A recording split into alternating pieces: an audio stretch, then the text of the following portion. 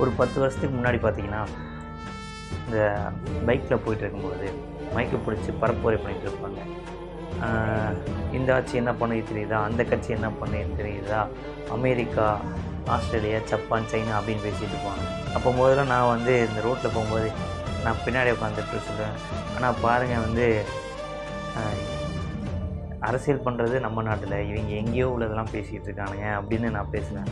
ஆனால் இன்றைக்கி இதே சமயத்தில் இதே சூழல் என்ன பிரச்சனைனா, நம்ம வந்து அமெரிக்கா, ஈரான் இந்த மாதிரி பிரச்சனையால் நமக்கு கச்சா எண்ணெய் வரல, அதனால வந்து case problem, so petrol problem வருது அப்படின்னு சொல்லிட்டு நம்ம அதே இஷ்யூவில் வந்து நம்ம நிற்கிறோம்.